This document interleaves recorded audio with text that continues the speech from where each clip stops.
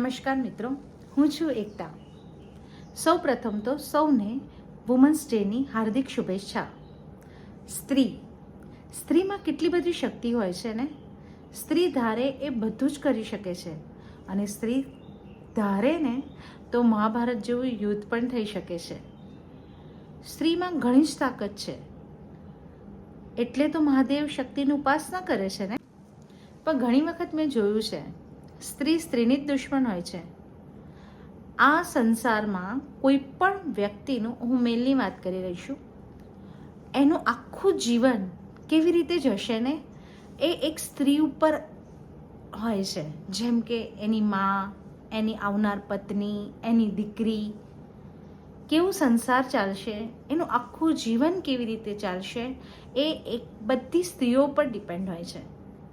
જેમ કે કોઈ સ્ત્રી લગ્ન કરીને આવે છે ત્યારે જો તેની સાસુ એને સરખી રીતે સમજી લે ને અને એને દીકરીની જેમ ટ્રીટ કરે ને અને એને ટોન્ટ ને એ બધું ના મારે ને, તો એ આવનારી વહુને પણ એના સાસુ પ્રત્યે ખૂબ જ લાગણી થશે. અને સેમ આ જ વસ્તુ જો વહુ પણ એની સાસુને માની જેમ ટ્રીટ કરશે ને, તો એ બંને વચ્ચેનો સંબંધ જ એક અલગ હશે. મને ખબર છે આ બધું બોલવું સરળ છે, પણ નિભાવવું ખૂબ અઘરું છે. પણ તમને ખબર છે, તમારા આ એક પ્રયત્નથી તમારો દીકરો જે કામ પર જશે ને, તો એને ઘરનું ટેન્શન નહીં હોય, એ શાંતિથી એની નોકરી કરી શકશે. કેમ? કારણ કે એને ખબર છે મારી વાઈફ મારા આખા પરિવારને સાચવી લેશે અને એના મા પર પણ એટલો વિશ્વાસ રહેશે કે મારી મા મારી અર્ધાંગીને ત્રાસ નહીં આપે. આજના જમાનામાં આ માણસ મારા મતે ખૂબ જ સુખી છે. દીકરો માથી અલગ રહે છે, એ વસ્તુ માને પણ ડંખે છે અને દીકરાને પણ ડંખે છે.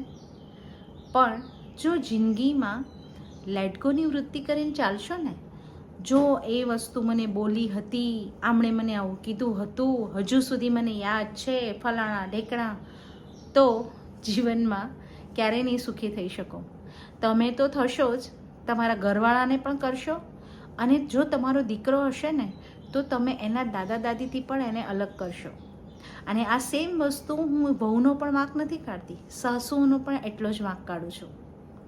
એટલે એક આદર્શ સાસુ બનો, એક આદર્શ વહુ બનો. કહેવાનું મારું માત્ર એટલું જ છે આ વિડીયો ખાતે, કે આપણી નેક્સ્ટ પેઢી આપણું જોઈને જ આપણું શીખે છે અને તમે જેવા કર્મ કરશો તેવું જ તમને મળશે. એટલે જે કાંઈ કરો જીવનમાં એ સમજી વિચારીને કરશો. આભાર.